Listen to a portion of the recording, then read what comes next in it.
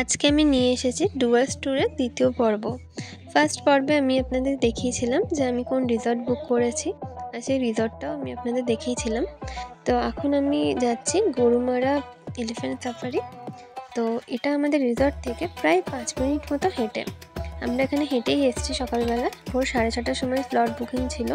তো 6:30টার সময় এসে এখানে আমরা টিকিটগুলো জমা দিই। আমাদের টিকিট আমরা অনলাইনেই বুক করে এসেছিলাম। তো এখানে এরকম হাতি থাকে, হাতির ওপরে 2 জন করে নিয়ে যায়। এলিফ্যান্ট সাফারিতে এখানে পার হেড নেয় 1450 টাকা করে। আমরা গেছিলাম 2024-এর ডিসেম্বর মাস করে। তো দেখো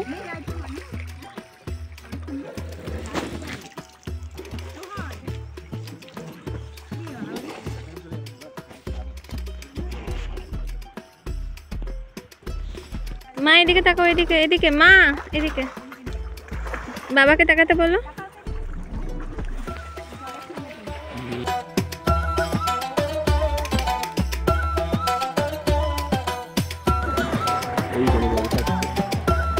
ভিডিওটা করে জল খাচ্ছে ডিসেম্বর মাসের মাঝামাঝি সময়।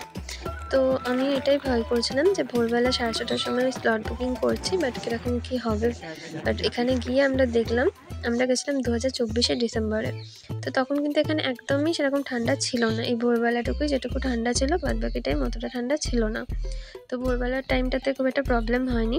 বাট আমি যখন টিকিটটা আমি অনলাইন টিকিট কেটেছি, তো তখন আমি এটাই ভাবছিলাম যে ডিসেম্বরে ভোরবেলাটা বোধহয় খুব ঠান্ডা হবে, কারণ পরেও একটা স্লট বুকিং করা যায় একটু, মনে হয় 7:30, 8টা এরকম সময় তো স্লট বুকিং হয়।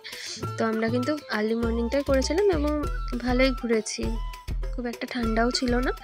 কারণ আর্লি মর্নিংয়ে যদি আপনি এলিফ্যান্ট সাফারিটা সেরে নিতে পারেন, তাহলে সারাদিনে আপনি অন্য কোনো বড় বড় ট্যুরগুলো করতে পারেন।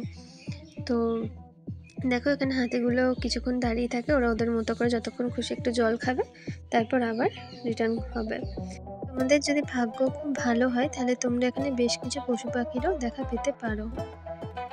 ময়ূর দেখেছিলাম, কিছু হরিণ দেখেছিলাম, আর এখানে এমনি একটা রাইনোও আছে। তো যার যেমন ভাগ্য থাকবে সে সেরকম দেখতে পাবে। আমরা এটুকুই দেখেছি। তো দেখো ভোরবেলার পরিবেশটা কত সুন্দর লাগছে।